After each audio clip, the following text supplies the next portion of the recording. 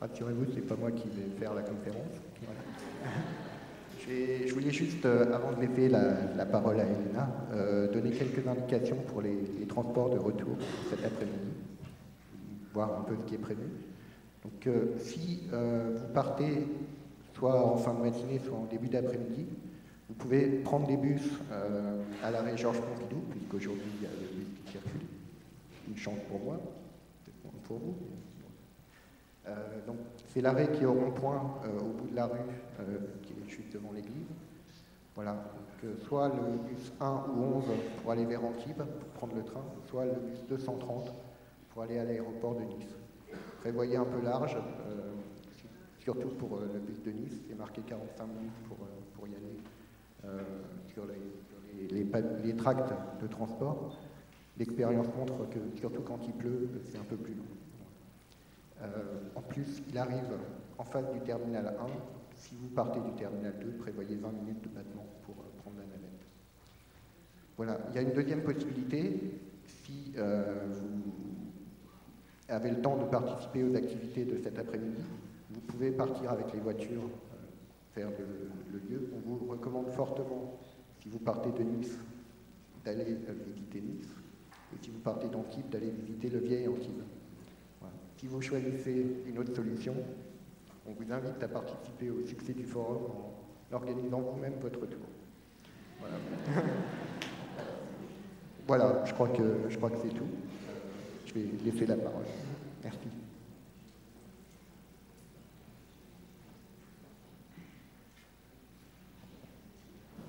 Bonjour.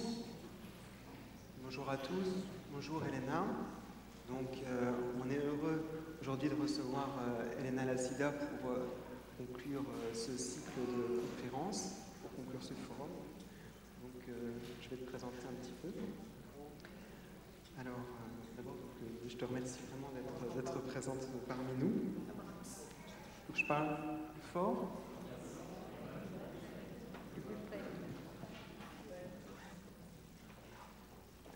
Donc,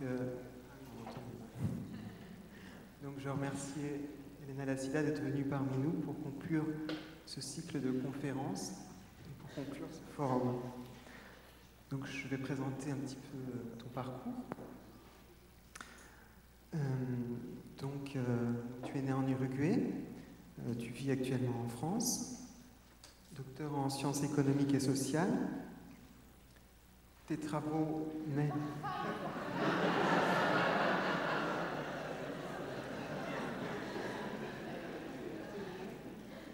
Donc tu as fait de nombreux travaux qui mêlent l'économie et la théologie.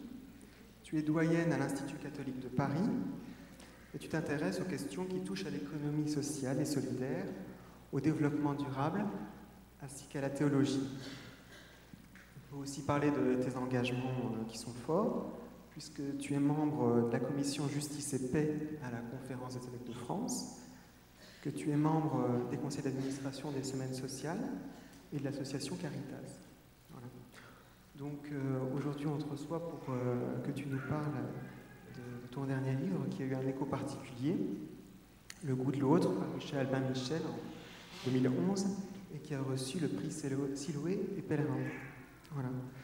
Donc on va s'attarder donc sur ce dernier ouvrage qui interpelle, enfin en tout cas qui m'interpelle pour moi par rapport à son sous-titre, qui est la crise actuelle, une chance pour réinventer le lien. Donc moi je trouve que c'est un sous-titre étonnant.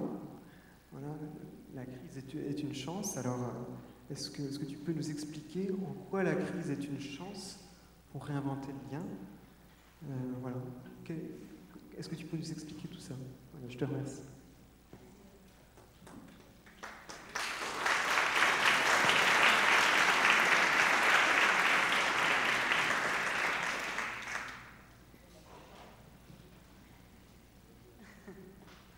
Donc bonjour à tous et merci Eric de cette présentation et merci par le biais d'Agnès à toute l'équipe d'organisation et merci de m'accueillir avec ce grand baptême d'eau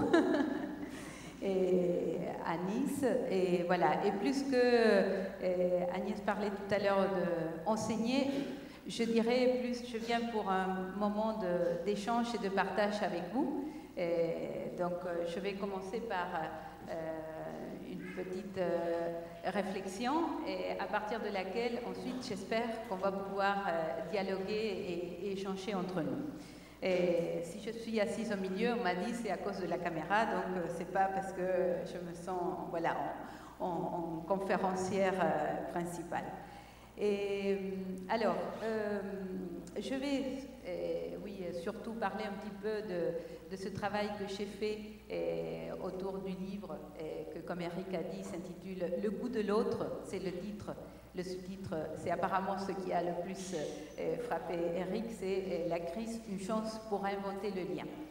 Et pour présenter un petit peu ce travail, et je vais commencer par dire un petit peu à partir d'où j'écris et je fais cette réflexion, que c'est une réflexion surtout sur l'économie. Et alors, Eric a un peu dit, voilà, quelles sont mes fonctions, qu'est-ce que je fais. Et je vais essayer de vous dire, en introduction, un peu ce que je suis. C'est un peu à partir de ce que je suis et que j'ai essayé un peu de développer cette réflexion qui est dans ce livre. Alors, donc, un peu à partir d'où je parle, et en particulier, je parle de l'économie. Alors, quand j'ai à me présenter et à dire un peu qui je suis, j'utilise souvent un mot que j'aime beaucoup, et c'est un mot que j'utilise dès les premières pages du livre, et c'est le mot de frontière. Vous savez, la frontière, c'est un lieu qui, en général, sépare, qui est entre deux ensembles différents, deux pays différents, deux populations différentes. Et la frontière, c'est souvent un lieu de séparation, c'est donc un lieu souvent d'exclusion, de mise à l'écart. Et aujourd'hui, malheureusement, dans le monde, on connaît beaucoup de frontières qui excluent et qui tuent. Mais la frontière, c'est aussi un lieu de rencontre. C'est un lieu où, justement, on peut se retrouver. Et la frontière, tout en gardant les différences, permet justement de se rencontrer. Donc la frontière a cette dimension très paradoxale de séparer et en même temps de permettre de se rencontrer. Donc il y a quelque chose que j'aime beaucoup dans cette notion et dans cette expérience de frontière, et qui peut être à la fois porteuse de vie et porteuse de mort. Et si je m'identifie avec cette expérience de la frontière, c'est parce qu'il y a surtout trois frontières qui m'identifient, et à partir desquelles, je dirais, je regarde le monde, je fais mon travail, et voilà, et que pour moi disent de la meilleure manière, je pense, ce que je suis. Alors, il y a premièrement une frontière qui est la frontière géographique. Eric l'a dit, je suis d'origine uruguayenne, donc je viens du sud, mais ça fait longtemps que j'habite en France et donc que je suis dans le nord. Et donc, cette frontière entre le sud et le nord est une frontière, je dirais, qui me traverse du haut en bas.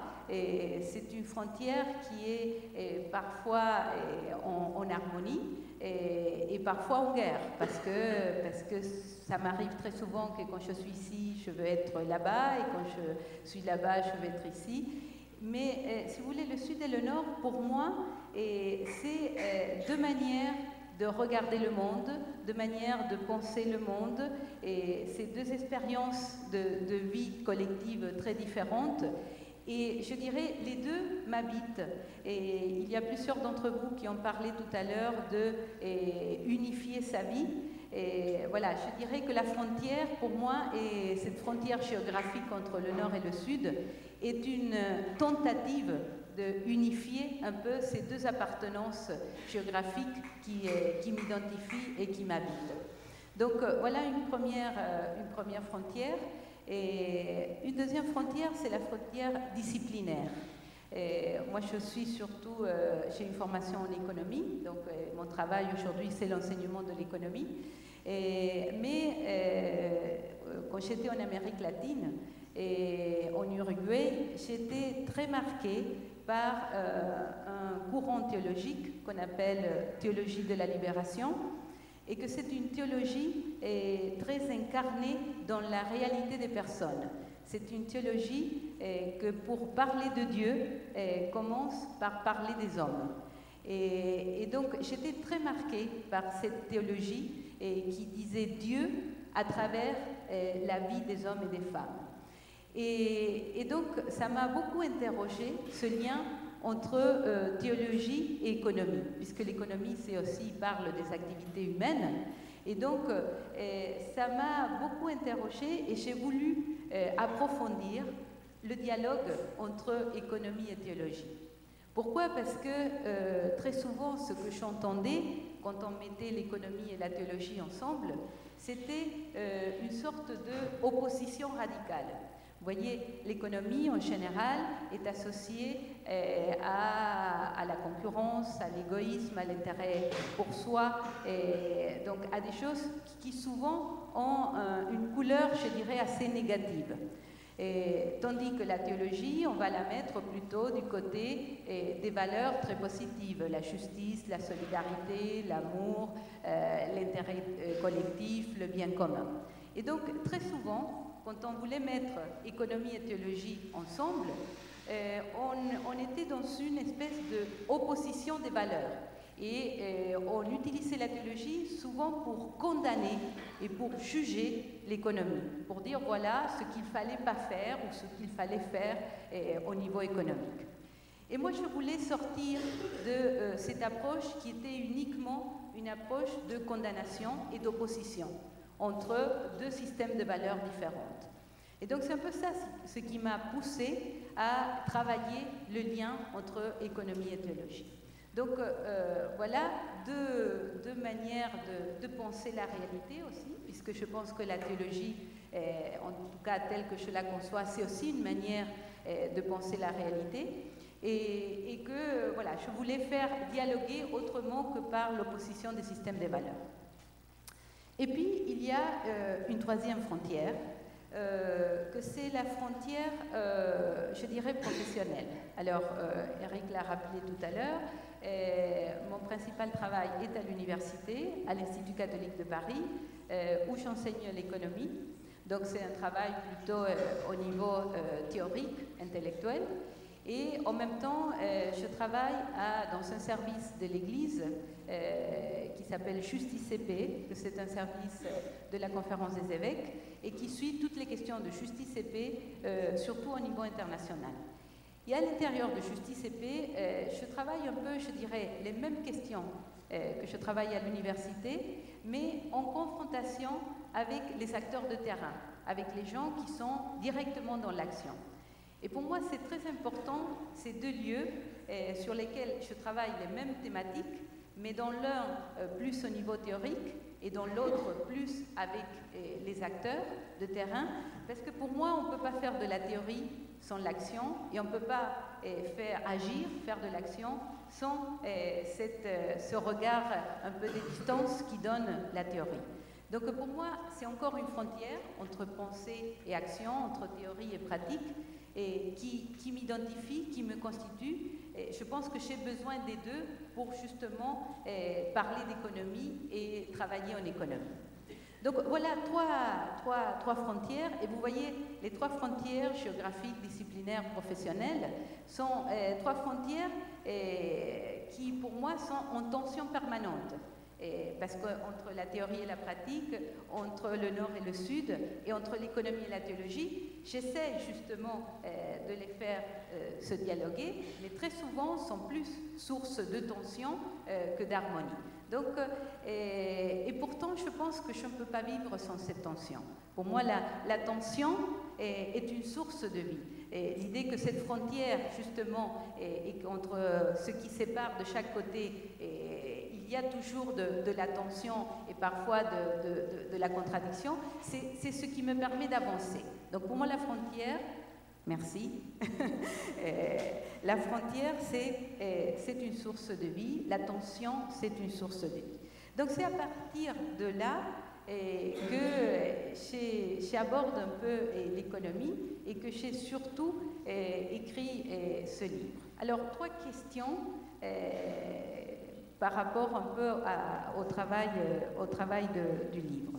C'est pourquoi, comment et quoi. Donc voilà les 3 questions auxquelles je vais rapidement essayer de répondre.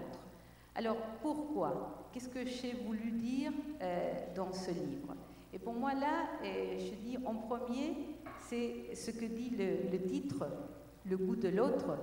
Et moi, ce que j'avais surtout envie de dire, c'est de donner le goût de vivre, de donner envie de vivre. C'est ça, si vous voulez, la finalité première du travail que j'ai fait et ce que je voudrais avant tout transmettre avec ce livre, c'est le goût de vivre.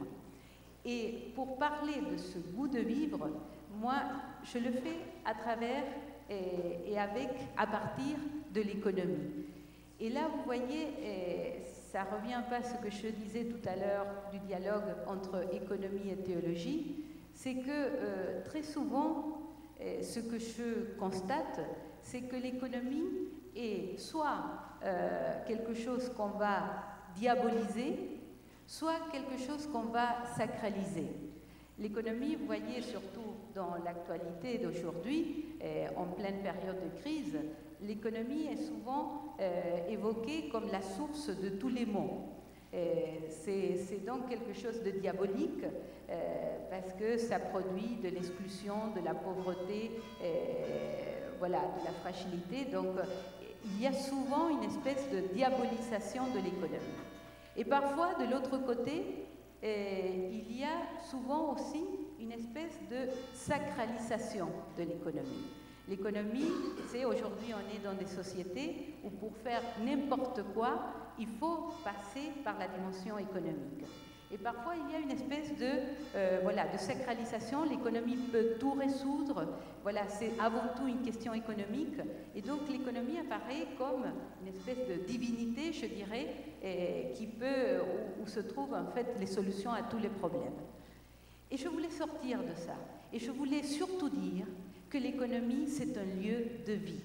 Et que l'économie, certes, permet de penser la vie matérielle, parce que l'économie, vous voyez, c'est ce que s'occupe de la consommation, de la production, du financement, donc de la dimension matérielle de la vie. Mais ce que je voulais surtout dire, parce que c'était à partir de mon expérience, c'est que l'économie nous permet aussi de penser la vie, pas seulement au niveau matériel, mais au niveau de ce qui donne du sens à la vie. Et surtout à un niveau très particulier, qui est souvent oublié quand on parle d'économie, que c'est la dimension relationnelle. L'économie, et c'est ça, si vous voulez, ce que je voulais mettre en avant, c'est que l'économie produit une forme de richesse qui n'est pas uniquement de la richesse matérielle ou financière, mais que c'est aussi de la richesse relationnelle. Pensez à notre vie. Tout ce que nous faisons est, d'une certaine manière, médiatisé par des relations économiques. Pour acheter ce que nous mangeons chaque jour, pour nous déplacer, nous devons payer et donc nous rentrons, si vous voulez, dans la logique économique. Pour faire n'importe quoi aujourd'hui, en fait, on passe par l'économie. Et vous voyez, l'économie, souvent on ne le voit pas, mais quand on achète quelque chose, et même si on ne rencontre pas le producteur, et d'une certaine manière, à travers notre achat, on a un impact sur la personne qui a produit ce bien. Donc l'économie est toujours une manière d'établir des liens avec des personnes différentes, entre producteurs et consommateurs, entre épargnants et investisseurs, entre celui qui embauche et celui qui est embauché. L'économie est toujours un moyen d'établir des liens. Alors, parfois, c'est des liens vivifiants, parfois, c'est des liens, au contraire, mortifères, mais l'économie a une fonction dans la société qui est celle d'être un médiateur social. Un médiateur social. Il communique, il fait circuler des relations. Et ça, c'est quelque chose que dans l'économie, souvent, on ne le voit pas, on ne le met pas en évidence. Et si vous voulez, c'est ça ce que je mets derrière cette idée de dire que l'économie est un lieu de vie. L'économie permet de penser la société dans laquelle nous vivons. L'économie permet de faire société ensemble. Et donc, la richesse, la rentabilité produite par l'économie n'est pas uniquement d'ordre financier ou matériel, elle est d'ordre sociétal et relationnel. Donc voilà, si vous voulez, un peu l'objectif derrière cette approche de l'économie comme lieu de vie. Alors, donc, si vous voulez, derrière, donc, pourquoi ce livre, et je dirais, il y avait, pour synthétiser, deux motivations. Il y avait d'une part quelque chose qui était de l'ordre de la révolte. Moi, je voulais contester cette représentation de l'économie comme quelque chose qui est soit, comme je disais tout à l'heure, diabolisé ou sacralisé. Je voulais montrer un autre regard de l'économie. Et donc, une révolte par rapport à cette représentation très réductrice de l'économie. Et puis, je dirais, il y avait une deuxième motivation, c'est une espérance. Je pense que si je dois définir ce que c'est mon livre, je dirais, c'est un cri d'espérance. C'est avant tout ça. Et l'espérance, moi, je la dis d'une manière très synthétique, et je pense que c'est ce que je dis tout au long du livre, c'est que la vie est capable de traverser la mort. Que la vie est capable de traverser la mort. C'est-à-dire que la vie n'est pas le contraire de la mort, mais que la vie est ce qui traverse la mort. Et qu'on ne peut pas penser la vie sans passer par la mort. Vie et mort sont ensemble. On ne peut pas les penser séparément. Et surtout, il ne faut pas les penser en opposition. Surtout, il ne faut pas les penser en opposition. Et c'est à partir de là qu'il vient le sous-titre que tu avais soulevé tout à l'heure, ce sous-titre qui parle de la crise, parce que la crise souvent est un lieu de mort. La crise, ça veut dire qu'il y a quelque chose qui dysfonctionne, qui ne marche pas, et donc est une source de mort. Eh bien, moi, ce que je voulais dire, c'est que c'est souvent ces expériences de mort, de perte, de vide, de manque, qui créent l'espace pour l'émergence du radicalement nouveau. Et que sans la traversée de cette expérience de mort, de vide, de manque, il n'y a pas de radicalement nouveau. La nouveauté de nos vies est justement cette émergence, cette traversée de la mort. Et donc, voilà, c'est un peu avec cette clé de lecture que je parle de l'économie. Parce que l'économie, c'est un lieu de vie et c'est un lieu de mort. Mais justement, ce que je voulais, c'était montrer, mettre en évidence comment l'économie, la vie associée à l'économie, est souvent peut être dite justement comme une traversée de la mort, du manque, du vide. Donc voilà le pourquoi. Alors, le comment. Comment j'ai fait? Alors, j'ai essayé de parler à la fois trois langages différents. Pas l'espagnol et le français, qui sont mes langues d'origine, enfin, les deux langues que je parle le mieux en tout cas, même si vous voyez que je parle français avec accent, mais pas en ce sens-là, mais trois langages différents, dans ce sens que le langage est toujours une manière de dire la réalité et de la penser. Il y a d'une part le langage de l'expérience. Et à chaque fois, pour chaque chose que j'ai voulu dire sur l'économie, je pars d'une expérience de vie, d'une expérience tout à fait, voilà, d'une expérience de vie. Et ce que j'essayais à chaque fois de raconter, c'est une expérience de rencontre. Et si vous voulez, c'est un peu ça qu'il y a aussi derrière le livre. Pour moi, c'est le fait de pouvoir parler et raconter la rencontre avec toutes les personnes que j'ai croisées, enfin pas toutes, mais une grande partie des personnes que j'ai rencontrées au long de ma vie et qui m'ont donné envie de vivre. Donc vous voyez, je disais, le livre, c'est pour pouvoir à mon tour donner envie de vivre. Et pour moi, la meilleure manière de le faire, c'est justement en disant moi-même comment les autres m'ont donné envie de vivre. Donc voilà, premier registre, premier langage, celui de l'expérience. Ensuite, le langage de l'économie. Le langage de l'économie, et donc pour parler de l'économie, évidemment il y a un peu de théorie, parce que l'économie, vous savez, on ne peut pas, se sert beaucoup de la modélisation et de la théorie économique, mais aussi des pratiques économiques. Et moi, j'ai surtout parlé de deux domaines de l'économie, que sont les deux sur lesquels je travaille actuellement.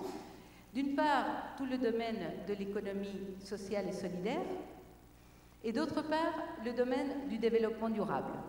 Alors, ce sont deux choses que pour moi sont complètement associées et interdépendantes. Le développement durable, souvent, on le réduit uniquement à la question écologique. Pour moi, la question écologique, le problème des ressources naturelles, et c'est vrai, c'est à l'origine de ces problèmes du développement durable, mais le défi central du développement durable, ce n'est pas uniquement au niveau scientifique, comment aujourd'hui on trouve des énergies renouvelables pour justement ne pas dégrader ou épuiser les ressources naturelles, mais pour moi le grand enjeu du développement durable, c'est comment aujourd'hui on apprend à développer des nouveaux modes de vie, une nouvelle manière de vivre ensemble qui va utiliser les ressources naturelles autrement, mais que surtout va nous permettre de vivre ensemble d'une autre manière. Donc la question du développement durable, c'est avant tout une question de la vie ensemble, le collectif, quelle vie commune. Et donc évidemment l'économie est une manière justement de penser la vie en commun, la vie ensemble. Et l'économie sociale et solidaire, c'est justement des pratiques économiques qui vont mettre en avant pas tellement la rentabilité financière de l'activité économique, mais la rentabilité sociale et sociétale. Vous voyez, l'économie sociale et solidaire, c'est le commerce équitable, c'est le microcrédit, c'est l'épargne solidaire. Alors, je sais qu'avec Emmanuel Faber, vous avez parlé de social business. Voilà, c'est toutes ces pratiques économiques qui, justement, vont être évaluées, pas seulement en fonction du bénéfice financier qu'elles produisent, mais vont être évaluées en fonction de la rentabilité sociale. Qu'est-ce qu'elles produisent en termes de liens? Quel est leur impact sur le social et sur la société? Donc, voilà ces deux domaines d'économie qui m'ont permis justement de parler de l'économie un peu autrement. Donc, deuxième langage, celui de l'économie. Et troisième langage. Troisième langage, alors, c'est celui, c'est le langage biblique. À chaque fois, pour parler de l'économie, j'ai mis en résonance, c'est un mot que j'utilise beaucoup, j'ai mis en résonance la réalité économique dont je voulais parler et des récits bibliques. Et si j'ai fait ce lien entre économie et Bible, ce n'était pas avec une intention morale. Vous savez, quand je dis très souvent que j'ai fait un livre qui parle d'économie et théologie, et très vite, les gens entendent que ce que j'ai eu, c'est une approche morale de l'économie. Et justement, à partir de la théologie, je suis allée voir qu'est-ce qu'il y avait du bien ou de mauvais dans l'économie. C'est pas du tout ce que j'ai fait, ni ce que je voulais faire. Ce que je voulais, c'était voir comment la Bible, que pour moi, c'est avant tout des récits qui parlent des hommes et des femmes qui avaient une expérience de foi commune, comment ça résonne avec notre vie d'aujourd'hui. Donc, si vous voulez, le registre qui m'a permis de mettre en dialogue ces trois langages, le langage de l'expérience, le langage de l'économie et le langage biblique, et le registre anthropologique. Si vous voulez, le dialogue entre économie et théologie, moi je l'ai situé à un niveau anthropologique. Vous voyez, anthropologique, c'est ce qui parle de l'humain, ce que c'est la vie humaine, ce que c'est la personne humaine. C'est l'humain qui est en avant quand on parle d'anthropologie.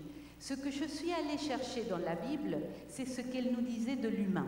Qu'est-ce qu'elle nous dit de l'humain, de ce que fait vivre, de ce qui permet à l'homme et à la femme d'être plus humains. C'est ça ce que j'ai voulu faire dégager de la Bible et le mettre en résonance avec l'économie. Donc voilà, 3 langages en dialogue à travers ce registre anthropologique et avec une conviction. Mais la conviction, c'est celle que j'ai dit tout à l'heure, et celle de la vie qui traverse la mort. Et c'est de l'ordre de la conviction, ça. C'est de dire, je crois vraiment, à partir de mon expérience, à partir de ce que j'ai vu, que la vie est capable de traverser la mort. Donc, c'est un peu cette conviction sous-jacente. Et donc, voilà, c'est ça ce qu'il y a un peu dans le livre. Donc, vous voyez, mon objet, c'est l'économie, mais ma finalité, c'est de pouvoir dire que l'économie est un lieu qui nous permet de penser la vie. Et pour pouvoir dire la vie dans l'économie, justement, c'est que je me suis servi de la Bible et de l'expérience. Alors, à quoi je suis arrivée? Donc, dernière question, pour essayer d'illustrer rapidement qu'est-ce que ça a donné, ce dialogue entre ces trois langages. Alors, je dirais, avant tout, il y a 2 choses, à mon avis, qui peuvent dire le résultat de cette réflexion. D'une part, un autre regard sur l'économie. Je n'ai pas trouvé des solutions à la crise, pas du tout. Je ne présente pas un modèle alternatif d'économie non plus, mais moi ce que je pense que ça m'a donné cette réflexion, c'est une manière particulière de regarder l'économie. Et vous savez, moi je pense que le regard est très important et que ce qui change notre posture face aux problèmes, face aux crises, face à la réalité, c'est la manière avant tout dont nous la regardons. Et une petite anecdote que je raconte dans le livre et qui m'avait beaucoup fait penser sur cette question du regard, c'était, j'avais été il y a longtemps au Chiapas, c'est une région du Mexique, j'avais passé un mois entier à vivre avec des populations indiennes. Et ils parlaient presque pas l'espagnol, donc ils m'ont appris quelques expressions dans leur langage. Et ça m'avait beaucoup marqué parce qu'ils m'avaient appris que quand ils se saluaient entre eux, et comme nous, on se retrouve, vous savez, on se demande ça va, c'est un peu l'habitude, ça va. Et eux, quand ils se retrouvent, la question qu'ils se posent, c'est comment va ton regard? Comment va ton regard? Et je trouve très beau, parce que je pense que selon la manière de regarder la réalité, et voilà, on se situe face à cette réalité, on agit sur cette réalité. Donc voilà, je pense que le regard a une force très importante. Et donc avant tout, ce qui m'a donné cette réflexion entre l'économie et la théologie, c'est ça m'a déplacé le regard. Ça m'a donné un regard nouveau et c'est ça ce que j'ai voulu communiquer et partager à travers le livre. Et puis, une autre chose, et c'est un peu en lien avec ce que vous disiez tout à l'heure de l'unification de la personne, je dirais que ça m'a permis de relier 3 dimensions de la vie, et en particulier de ma vie, que c'est l'avoir, l'être et le devenir. Et vous voyez, l'économie, c'est souvent, on le situe dans l'ordre de l'avoir.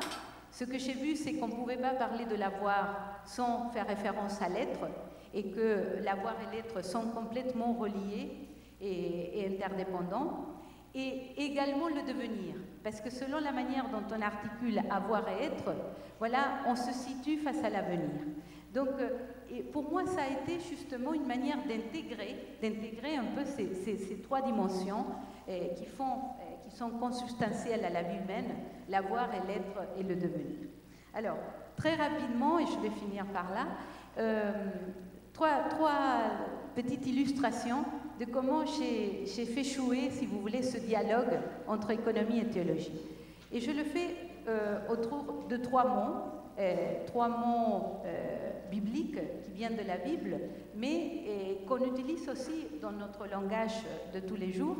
Et voilà, et c'est à travers ces 3 mots que j'ai mis en dialogue des réalités différentes. Il y a premièrement le mot de création. Vous voyez, la création, on l'utilise beaucoup en économie, c'est des activités productives, produire, c'est créer quelque chose.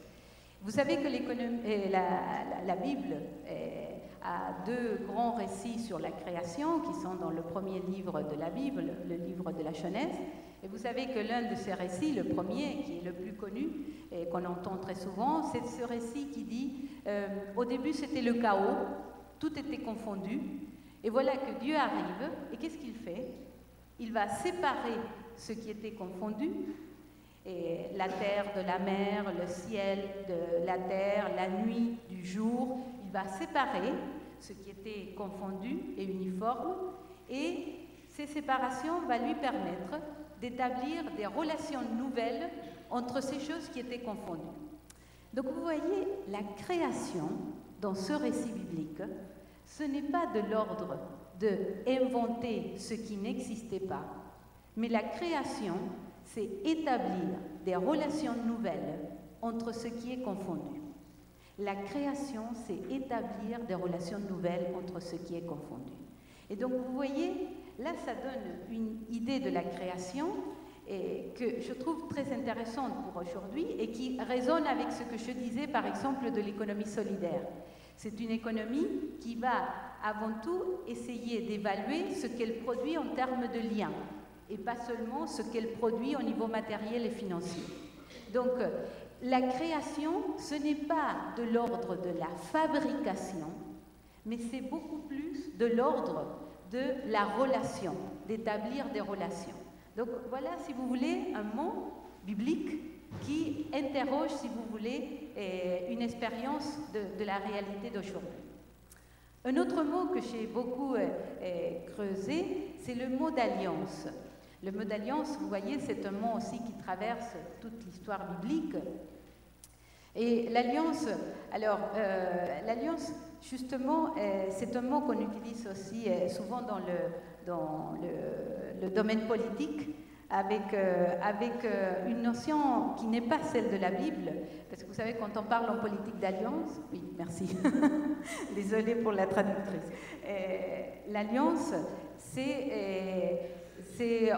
en politique, souvent, on le réduit uniquement au compromis. Vous voyez, il y a deux personnes ou deux groupes avec des intérêts différents. Faire alliance, c'est voilà, une sorte de compromis. Ce n'est pas du tout le sens de l'alliance biblique. Alors, la notion d'alliance dans la Bible est très riche et on ne peut pas la réduire à une seule définition. Mais ce que j'ai entendu dans les récits bibliques, quand ils parlent d'alliance, c'était quelque chose qui est très lié aussi à la création et à la capacité créatrice de l'humain.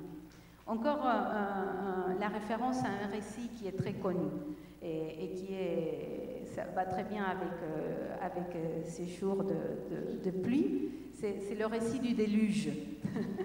Je ne sais pas si vous vous souvenez, il y a aussi dans le livre de la Genèse ce récit qui parle du déluge où le monde a failli complètement disparaître. Et en fait, il y a un survivant de ce déluge, que c'est Noé, et Dieu vient rencontrer ce survivant, Noé, et il lui dit « Je vais faire alliance avec toi ». Et il lui dit je vais faire alliance avec toi, et il continue, je te promets que plus jamais je vais détruire la terre avec un déluge. Donc vous voyez, c'est un peu bizarre, parce qu'il lui dit, je vais faire alliance, et en fait il lui fait une promesse. Il lui demande rien. Il lui dit, je te promets que plus jamais je vais détruire la terre avec un déluge. Je pense qu'à travers cette promesse, il est dit quelque chose de très fort sur l'alliance.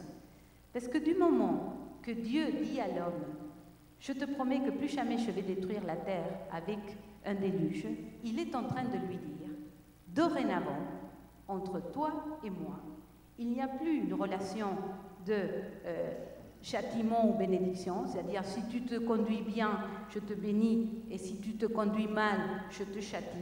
Il n'y a plus cette relation. Il y a une relation de co-créateur.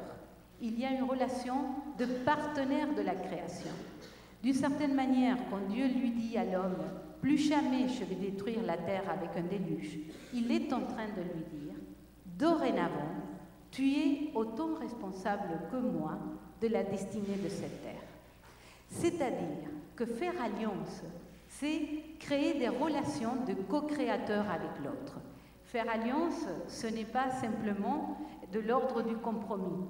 Faire alliance, ce n'est pas seulement de l'ordre du contrat. Vous savez, en économie, on utilise beaucoup la relation contractuelle. On passe tout notre temps à établir des relations de contrat. Contrat de travail, contrat d'achat, contrat de location. Voilà, l'économie, c'est le royaume du contrat. Le contrat, c'est quoi? Le contrat, c'est une manière très bonne dans une société et pour faire des choses ensemble, mais le contrat, c'est avant tout une manière de se préserver des risques que l'autre peut me faire encourir. Le contrat, c'est justement une manière de me préserver des risques de l'autre. L'alliance, c'est exactement le contraire. L'alliance, c'est prendre des risques avec l'autre. L'alliance, c'est dire à l'autre, si on va faire ça ensemble, si tu échoues, j'échoue avec toi, et si tu gagnes, je gagne avec toi. L'alliance, c'est prendre des risques ensemble. J'entends que c'est ça ce que Dieu a fait avec Noé quand il lui a dit « Je te promets que plus jamais je vais détruire la terre avec un déluge ». Et je pense qu'aujourd'hui, dans l'économie, le contrat, c'est très bien. Le contrat, c'est très bien et il ne faut pas du tout le remplacer par l'alliance. Mais je pense qu'il y a aussi de la place pour l'alliance en économie. Et que l'économie n'est pas uniquement un lieu pour établir des relations contractuelles, mais que l'économie peut être un lieu aussi où on peut tisser des relations d'alliance les uns avec les autres. Donc voilà le deuxième mot. Et puis le troisième, et c'est le dernier exemple, c'est le mot de promesse. C'est le mot de promesse. Alors c'est aussi un mot qui est très présent dans la Bible, et c'est un mot qu'on utilise aussi, nous, dans le langage profane. Et vous voyez aussi, comme je disais avec l'Alliance, la promesse, on l'utilise aussi beaucoup en politique, et d'une manière très négative. Quand on parle des hommes qui font des promesses, c'est plutôt pour dire qu'ils sont des menteurs. Ils ont promis, ils n'ont pas tenu parole. Donc la promesse en politique n'est pas très bien vue. Eh bien, la Bible parle beaucoup de promesses, et c'est une histoire de promesses, la Bible, en fait. Et voilà encore deux récits très connus sur la promesse, qui, à mon avis, disent quelque chose de très intéressant. Vous savez, il y a deux récits, deux promesses qui sont souvent très évoquées. Il y a d'une part la promesse que Dieu fait à Abraham, c'est aussi au début de la Bible, quand Dieu dit à Abraham, quitte tout et mets-toi en marche vers la terre promise. Tu ne sais pas où c'est, mais je vais te conduire, tu vas arriver à cette terre, que c'est une terre justement où tu vas vivre beaucoup mieux. Donc voilà la promesse faite à Abraham. Vous savez que Abraham fait confiance à Dieu, il quitte tout et il se met en marche vers la terre promise, que c'est une marche très longue avec énormément de difficultés, qu'Abraham arrive à la terre promise, mais que contrairement à ce que Dieu lui avait promis, il ne va pas pouvoir prendre possession de cette terre. Parce que Dieu lui dit, tu vas prendre possession de cette terre. Et en fait, Abraham va mourir dans cette terre comme un étranger. Il va même devoir acheter un morceau de terre pour enterrer sa femme. Donc voilà, une promesse réalisée à moitié. Avec Moïse, c'est encore pire. Parce que à Moïse, Dieu lui dit, le peuple est esclave en Égypte. Il lui dit, va et fais sortir le peuple d'Égypte et conduis-le vers la terre promise. Et c'est ce que Moïse va faire. Mais Moïse, en fait sortir le peuple, mais vous savez qu'il meurt avant d'arriver à la terre promise. Donc, voilà deux promesses que Dieu fait à Abraham et à Moïse, et en fait des promesses qui sont réalisées à moitié. On pourrait dire que Dieu est un peu comme ces hommes politiques d'aujourd'hui, qui fait des promesses qui ne tiennent pas. Mais je pense qu'à travers ces récits, il est dit quelque chose de très intéressant sur la promesse. Il est dit que la promesse, ce n'est pas tellement le but à atteindre, mais que la promesse est ce qui met en marche vers quelque chose de nouveau. La promesse, ce n'est pas ce qui est promis en soi, ce n'est pas la terre promise en soi. La promesse est ce qui fait sortir et aller vers quelque chose d'autre. C'est ça ce qui est magnifique dans le récit d'Abraham et de Moïse. C'est qu'à partir de cette promesse, il y a un peuple entier qui se met en marche vers quelque chose de nouveau. Quelque chose qu'on ne connaît pas, qu'on ne sait pas quelle forme ça va avoir, mais qu'on croit qu'il peut être meilleur, qu'il peut être porteur de vie. Et voilà, moi je pense qu'aujourd'hui, en économie en particulier, mais je dirais dans le monde d'aujourd'hui, on a besoin de réentendre cette parole de promesse. Parce qu'on est dans ce monde où ce qu'on entend le plus souvent, c'est un discours fataliste, catastrophique. Le discours de développement durable, c'est souvent très catastrophique. Attention, attention, si on continue à manger, à consommer, à produire comme ça, on va droit au mur. On est en train de tuer les générations futures. Et c'est vrai, aujourd'hui ce risque est énorme. Mais moi, je suis convaincue que ce qui va faire changer d'attitude, ce qui va permettre de mettre en place un mode de vie qui soit plus durable et qui soit porteur de vie, ce n'est pas la peur et la menace, c'est tout au contraire la promesse d'une vie meilleure. C'est si on dit, devant nous, il y a un meilleur possible. Devant nous, il y a quelque chose de meilleur qu'on ne connaît pas encore, qu'on ne sait pas quelle forme ça va avoir, mais qu'on croit qu'il est porteur de vie. Et je pense qu'aujourd'hui, en économie et dans notre société, en tout cas nous les chrétiens, nous devrions être des hommes et des femmes de promesse. Comment dire cette promesse avec les mots d'aujourd'hui? Comment justement être porteur d'une promesse à tous les hommes et des femmes, non pas en termes d'un modèle idéal, un modèle alternatif qu'on connaît déjà, c'est pas du tout ça la promesse, mais au contraire comme ce qui donne envie de se mettre en marche vers un meilleur possible.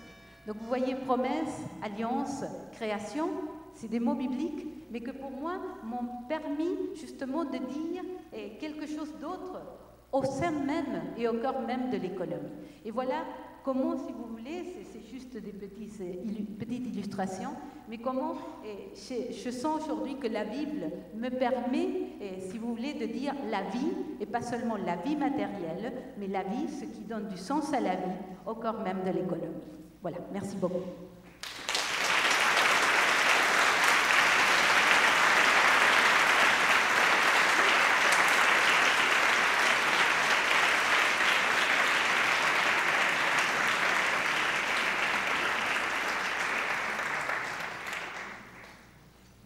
Merci Elena.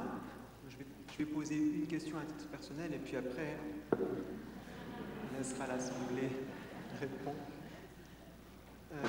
Tu finis ton livre en disant qu'on arrive dans un kéros, ce que tu appelles un moment favorable pour le changement, donc, puisque tu dis que la crise est justement un moment favorable.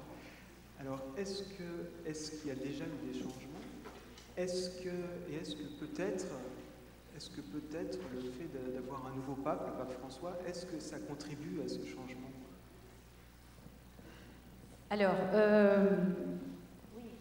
voilà un autre mot que j'utilise et qui vient de la Bible et que je trouve très beau, c'est ce mot de kairos.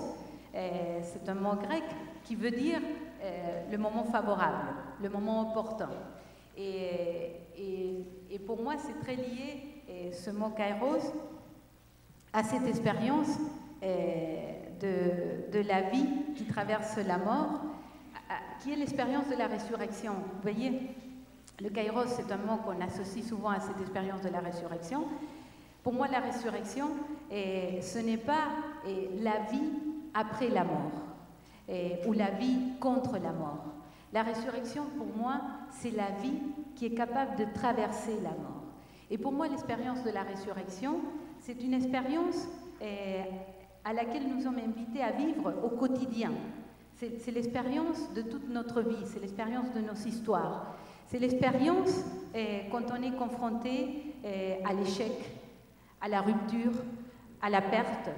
Qui d'entre nous n'a pas vécu une expérience d'échec, une expérience de rupture, une expérience de perte? C'est l'expérience de notre vie humaine. Et vous savez, quand on est confronté à ces expériences-là, c'est vrai que ce qu'on voit en premier, c'est ce qu'on perd. Et la rupture, la perte, on voit avant tout ce qu'on perd. Mais c'est souvent, quand on vit ces expériences-là, qu'on s'ouvre à quelque chose de nouveau dans notre vie. Souvent, les changements dans la vie viennent justement associés à la traversée de ces expériences de perte, d'échec ou de rupture. Et pour moi, c'est ça, si vous voulez, l'expérience de la résurrection.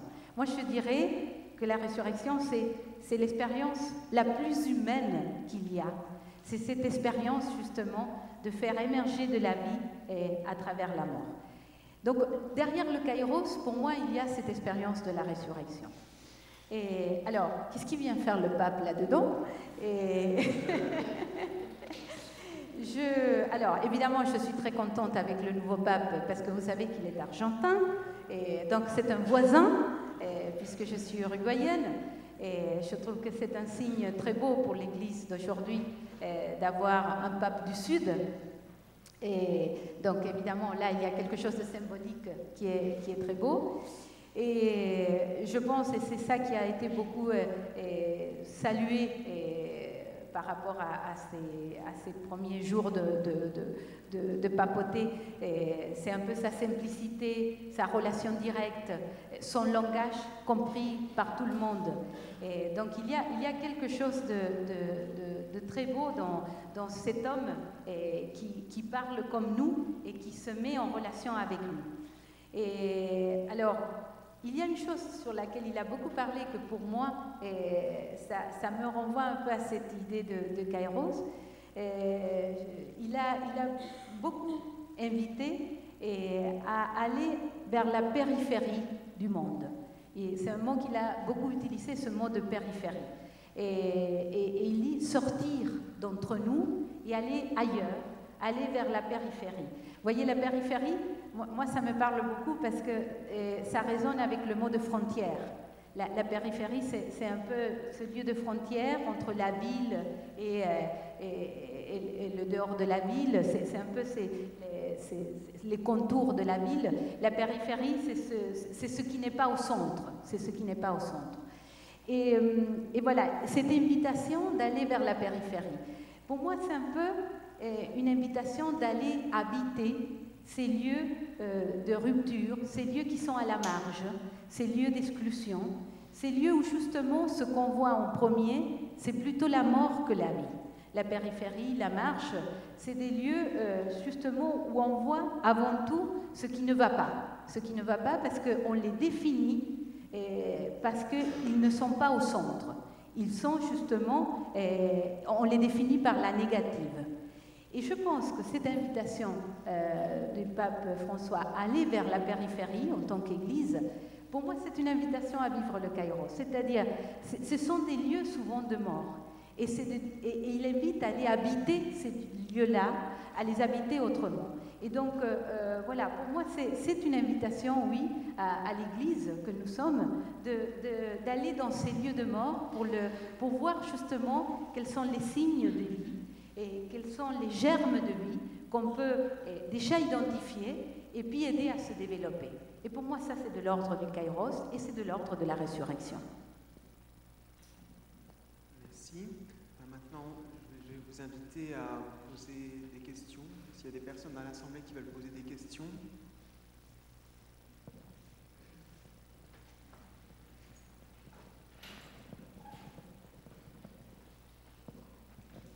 Bonjour, Paul. Merci beaucoup pour votre exposé, c'était très intéressant. Une réaction et une question. Première chose, la réaction, j'ai été très touché parce que vous avez dit sur le changement de regard. Voilà, ça fait plusieurs jours que j'ai dans ma tête la parole ton regard est la lampe de ton corps. Si ton regard est pur, tu resplendiras. Et en fait, on a devant nous, depuis 3 jours, changé la lampe en haut sur l'écran. La conversion du regard, je trouve qu'on y est appelé. Petite question. Vous avez parlé d'expérience de mort et de résurrection. Alors moi, je suis un peu interpellé parce que je me suis dit, c'est bizarre d'avoir à la commission Justice et Paix une schumpeterienne. Est-ce qu'une schumpeterienne, quelqu'un qui est fan de la destruction créatrice, est-ce que c'est le cas? Est-ce que vous pourriez développer un petit peu? Oui, c'est vrai, c'est Schumpeter, celui qu'en économie a beaucoup parlé de la destruction créatrice.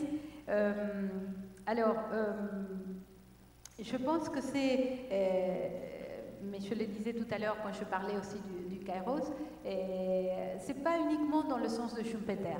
Et c'est pas uniquement détruire pour réordonner autrement. Il y a un peu de ça, mais je pense, pour moi, dans la résurrection, il y a quelque chose de beaucoup plus radical que dans la manière dont parle Schumpeter de la destruction créatrice. C'est que c'est un peu l'émergence du radicalement nouveau. L'émergence du radicalement nouveau. Vous savez, on est dans des sociétés où, je pense, on est souvent obsédé par la sécurité. Et surtout, face à l'avenir et à l'incertitude de l'avenir, il faut se sécuriser. Et vous voyez, on est dans des sociétés du risque zéro. Il faut limiter autant que possible les risques. Et vous voyez, aujourd'hui, les assurances, c'est un domaine très développé parce qu'il faut s'assurer contre tout. Donc, et surtout, il faut le risque zéro et l'incertitude est quelque chose avant tout à éviter. Et je pense que dans ce qu'il y a derrière cette expérience de la résurrection du Kairos, c'est une invitation à accueillir l'incertitude comme une promesse de vie. Et c'est de dire que si face à l'incertitude, notre seule réaction est de nous sécuriser, de nous enfermer, de nous protéger, donc il n'y a aucune possibilité de nouveauté. C'est la meilleure manière de choisir la mort. Se sécuriser face à l'incertitude de l'avenir, c'est la meilleure manière de faire un choix pour la mort. Et que, justement, il faut quelque part accepter une certaine dose d'incertitude, d'imprévisible, pour que le radicalement nouveau, ce qu'on ne connaît pas, ce qu'on ne maîtrise pas, ce qu'on ne contrôle pas, puisse arriver. Parce que sinon, on est dans des sociétés, dans des logiques de vie où on pense qu'on peut tout contrôler, qu'on peut tout maîtriser et que tout ce que nous avons, en fait, relève de notre capacité de contrôle et de maîtrise. Et je pense que nous faisons tous, au long de notre vie, cette expérience de quelque chose qui nous arrive, qui nous est donné, qui nous tombe du ciel, c'est un peu l'expression que parfois on utilise, qu'on ne l'a pas cherché, que ce n'est pas le produit de notre volonté et qui nous donne envie de vivre. Et c'est ça, accueillir l'incertitude, accepter l'incertitude et l'imprévisible, c'est laisser une petite place pour le radicalement nouveau. Donc pour moi, il y a ça, et si vous voulez, dans cette expérience, dans cette invitation à la résurrection et au Kairos. C'est justement accueillir, penser que l'incertitude peut être une source de vie et de vie nouvelle.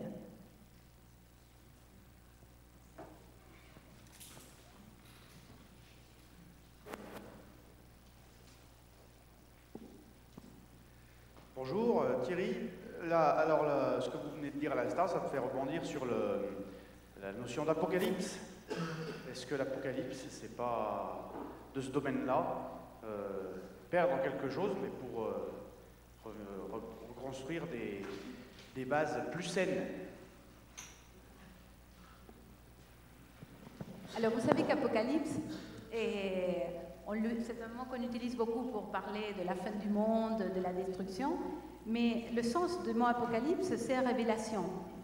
Ça révèle quelque chose. C'est ça le sens du mot apocalypse.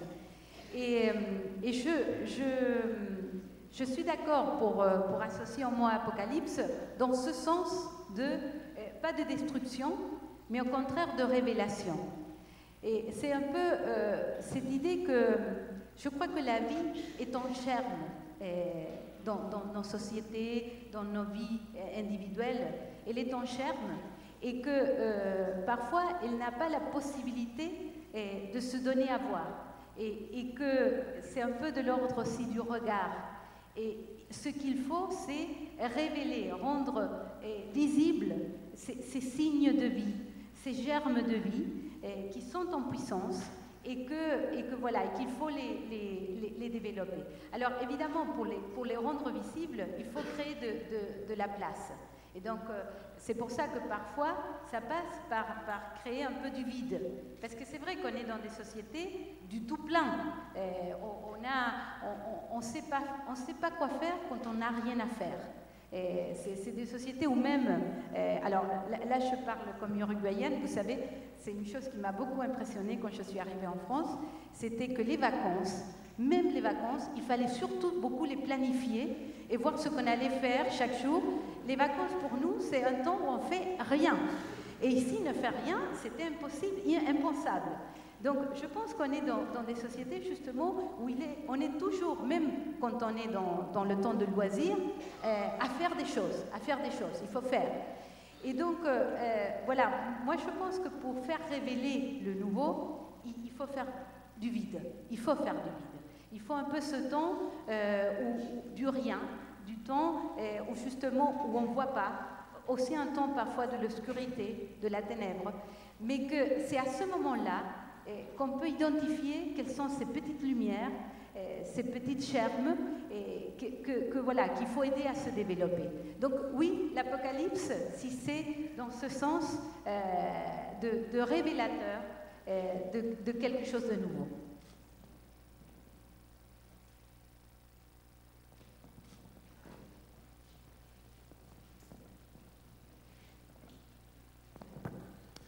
Bonjour, voilà, je suis Philippe.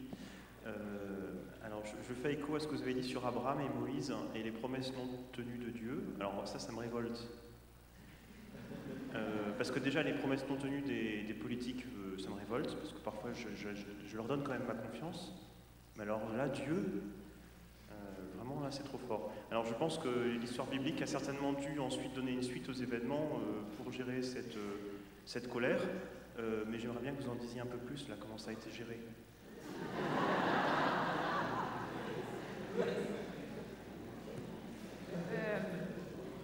Alors, vous savez, dans la Bible, il y a beaucoup de révoltes.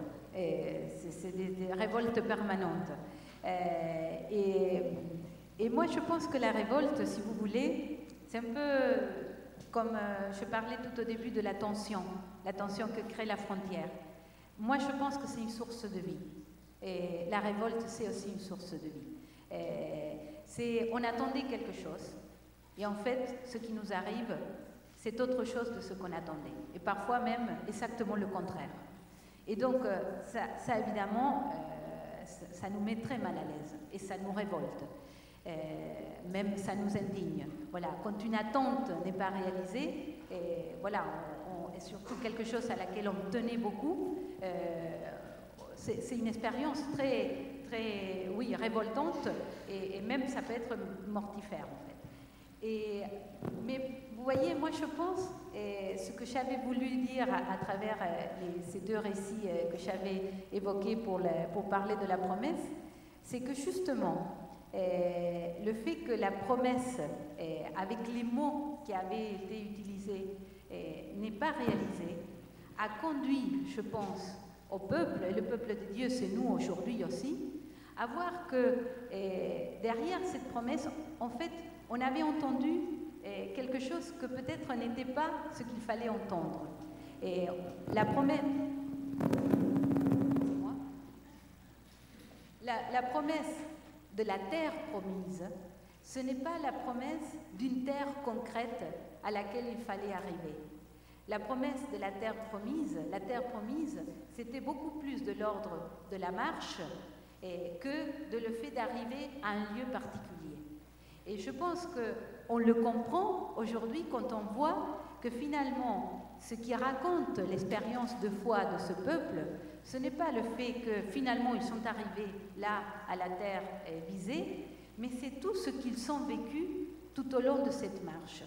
Donc, pour moi, c'est qu'on a découvert à travers cette expérience que la promesse est avant tout quelque chose qui met en mouvement. Vous voyez? Donc, ce n'est pas ensuite comment on a géré l'échec, mais c'est le fait de dire que l'inattendu, là, il est arrivé quelque chose qu'on n'attendait pas, l'inattendu, a permis de découvrir quelque chose de nouveau.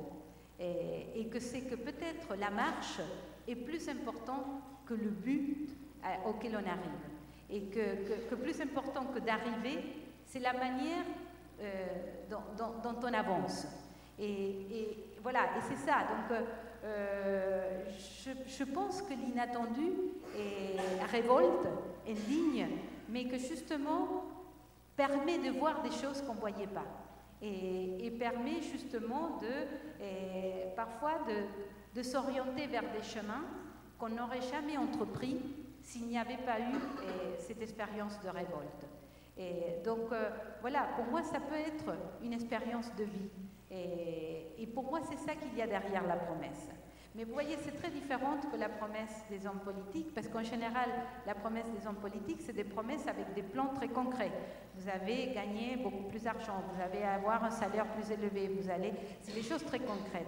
Et en fait, là, la promesse dans la Bible, c'est vrai, ça se traduit par des choses qu'on promet, comme la terre promise, mais ce que moi, je lis derrière cette promesse inaccomplie, ou accomplie de manière partielle, c'est quelque part le fait de dire l'essentiel de la promesse est ailleurs. L'essentiel de la promesse n'est pas dans la terre en soi et dans ce qui est promis en soi. L'essentiel de la promesse, c'est ce qu'on vit en marchant.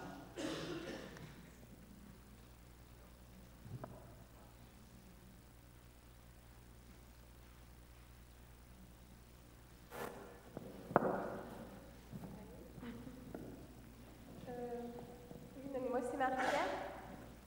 Et je voulais demander ce qu'il fallait retenir de l'économie sociale, en fait, et ce qu'on pouvait modifier de l'économie actuelle qui, il me semble, ne prend pas assez en compte cet aspect. Alors, dans l'économie sociale et solidaire, il y a aujourd'hui beaucoup de pratiques très différentes. J'évoquais certaines tout à l'heure. Et donc, c'est une multiplicité de pratiques très diverses et qui ne font pas un modèle économique alternatif, mais qui disent que l'économie est autre chose que uniquement des activités qui permettent de produire et de consommer. Et pour moi, c'est ça ce qu'il faut retenir de l'économie sociale et solidaire. Vous voyez, je prends l'exemple du commerce équitable, l'une des pratiques les plus connues. Qu'est-ce que dit le commerce équitable? Il dit que entre consommateurs et producteurs, on peut établir une relation de partenariat. Dans le marché classique, entre consommateurs et producteurs, on a deux acteurs qui ont des intérêts exactement opposés. C'est le principe du marché. Le consommateur va essayer d'acheter au prix plus bas, le producteur de vendre au prix plus haut. Et donc, le jeu de l'offre et la demande va conduire à ce qu'en économie on appelle le prix d'équilibre, en fait. Et donc, un certain équilibre entre les attentes du consommateur et les attentes du producteur. Mais vous voyez, ces deux personnes, deux acteurs avec des intérêts complètement séparés et opposés, et c'est le marché qui essaye d'arriver à un intérêt commun. Le commerce équitable dit autre chose. Il dit, entre consommateurs et producteurs, certes, il y a des intérêts qui sont différents, voire opposés, mais il y a un intérêt commun. Il y a un intérêt commun. Et en fait, le consommateur peut avoir intérêt à acheter un produit qui est du commerce équitable et qui est peut-être souvent un peu plus cher que le même produit non équitable, parce que le consommateur, quand il fait son choix de consommation, il faut qu'il pense pas seulement à ce qui satisfait ses besoins, pas seulement à son porte-monnaie, mais qu'il faut qu'il prenne conscience que quand il achète quelque chose, il est en train d'avoir un impact sur quelqu'un d'autre, celui qui a produit ce bien. Et ça, c'est de l'ordre de la responsabilité du consommateur. Toute la publicité aujourd'hui nous pousse à consommer des choses qui sont plus satisfaisantes pour nous et qui sont moins chères.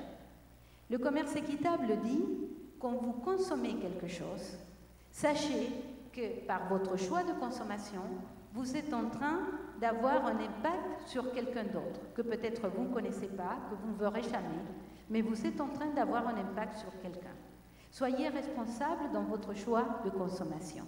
Et donc, vous voyez, le commerce équitable donne la possibilité aux consommateurs de dire, quand j'achète un produit dont j'ai besoin, j'ai la possibilité de choisir à qui je veux bénéficier avec mon achat. Et le commerce équitable dit, vous pouvez bénéficier surtout des petits producteurs du Sud qui n'arrivent pas à rentrer dans le marché du Nord.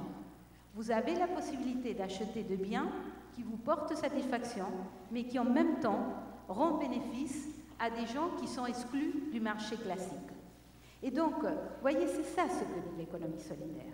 C'est premièrement de nous rendre conscients qu'avec nos choix de consommateurs ou d'épargnants, c'est des choses que nous faisons tous, même si nous ne travaillons pas dans l'économie, parce que nous consommons tous, et une grande partie d'entre nous aussi ont au moins une petite épargne, qu'avec ces actes-là, on a un impact sur la société, et que nous sommes responsables de cet impact. Et que quand nous faisons des choix de consommation ou d'épargne, nous devons aussi penser à ce que nous produisons sur les autres à travers ces actes. Et je pense que c'est énorme. Je pense que c'est énorme, parce que vous voyez aujourd'hui, quand vous allez faire une épargne, les banques, qu'est-ce qu'ils vous disent? Venez ici parce qu'on vous paye l'intérêt le plus élevé. On ne vous dit pas, en général, qu'est-ce qu'on fait avec votre épargne. L'épargne solidaire va vous dire que quand vous épargnez dans un produit d'épargne solidaire, vous savez que cette épargne va être investie dans une activité, par exemple, d'utilité sociale, c'est-à-dire une activité qui s'occupe des personnes handicapées ou des personnes âgées ou pour le logement social, c'est-à-dire qu'il y a une finalité sociale.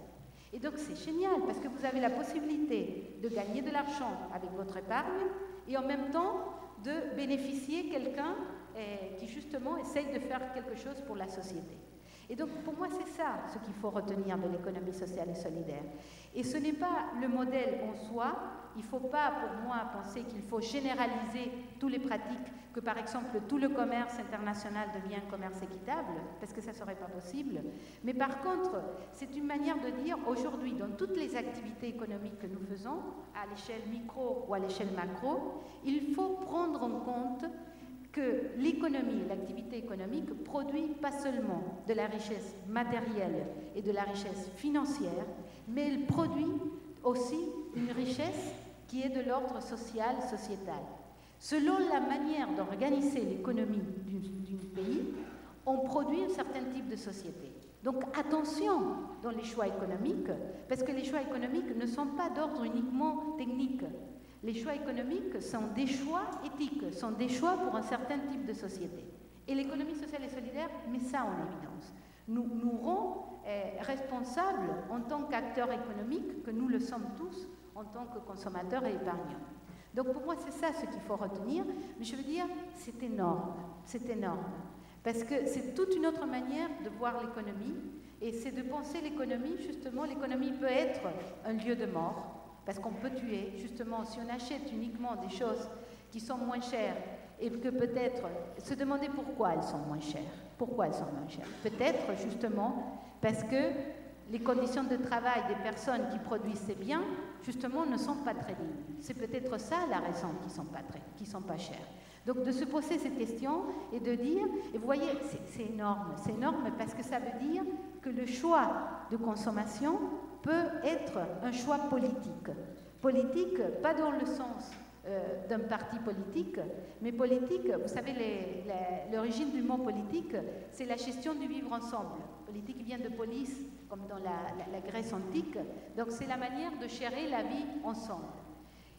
Et ce que l'économie sociale et solidaire dit, c'est à travers ce choix, qui est un choix complètement individuel, je décide ce que je veux consommer, en fait, il y a quelque chose de l'ordre politique qui s'exprime à travers cet acte.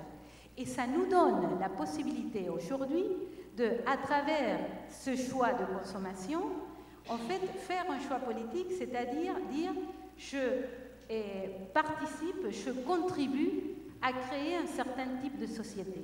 Et donc ça, c'est justement faire un choix politique à travers le choix de consommation. On va accueillir une dernière question.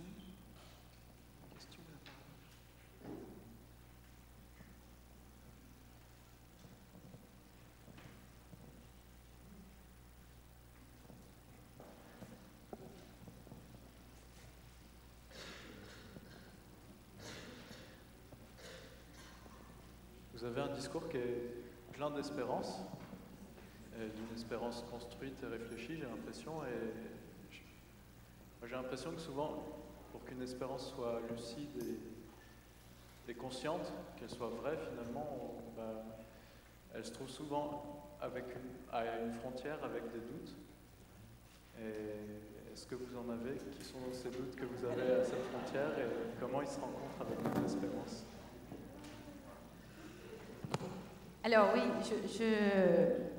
merci de votre question parce que je pense que comme il y a quelque chose qui m'habite profondément, ça peut donner l'idée que voilà que je suis dans la certitude. Et pour moi, l'espérance, au contraire, c'est de l'ordre de l'incertitude et pas du tout de la certitude. Donc c'est justement quand on prend au sérieux les doutes. Et quand face aux doutes, on ne cherche pas des réponses, on ne cherche pas des certitudes, mais on croit que le doute peut être justement une manière de s'ouvrir au radicalement nouveau. Donc pour moi, si vous voulez, l'espérance qui m'habite, c'est complètement associé à l'expérience de l'incertitude. Et c'est de dire justement l'incertitude et le doute peut être quelque chose de très positif. Évidemment, on n'aime pas ne pas savoir, surtout dans nos sociétés où justement on nous évalue par notre capacité de contrôle, par notre connaissance. On est évalué justement par le fait de savoir plutôt que par le fait de douter. Le doute, ce n'est pas quelque chose qui est reconnu. Et puis c'est très inconfortable de douter. On aime plutôt savoir ce qu'il faut faire. Donc, ce n'est pas pour dire que le doute, voilà, c'est angélique, c'est très bien de douter. Non, c'est pas du tout. C'est vraiment chiant de douter. C'est vraiment insupportable. Et on n'aime pas être dans le doute et dans l'incertitude. C'est naturel, c'est humain. Mais ce que je veux dire, c'est que c'est quand on doute, quand il y a cette place à l'incertitude, qu'on s'ouvre à quelque chose de plus grand que nous. Parce que l'espérance qui se dit uniquement sous forme de certitude, c'est une espérance que pour moi ce n'est pas une. C'est-à-dire, soit c'est du déterminisme, on croit les yeux fermés, et bon voilà, ça va arriver, ça va finir par s'améliorer parce qu'on y croit. Pour moi, c'est pas ça l'espérance. Pour moi, l'espérance, c'est quelque chose qui permet d'avouer qu'on ne sait pas, on ne sait pas, et on est dans l'incertitude.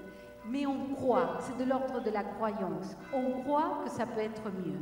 On croit qu'un avenir meilleur est devant nous. On croit qu'il y a quelque chose qui nous dépasse.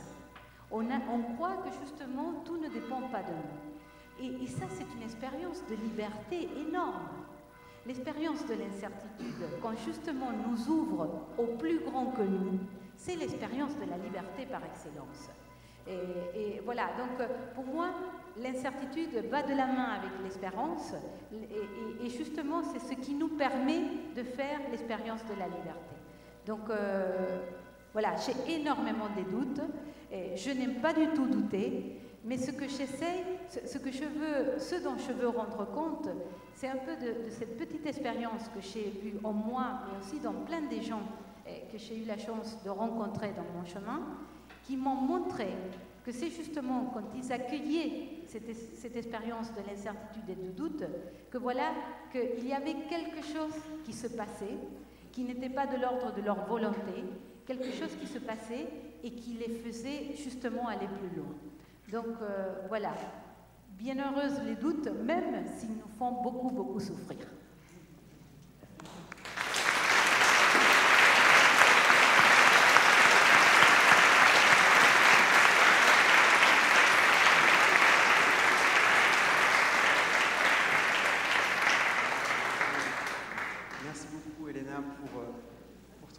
Pour tout ce que tu nous as dit.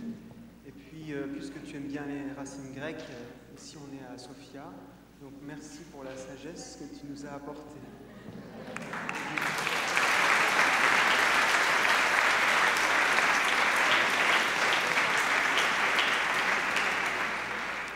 On fait 10 minutes de pause et puis on se retrouve ici pour l'Eucharistie.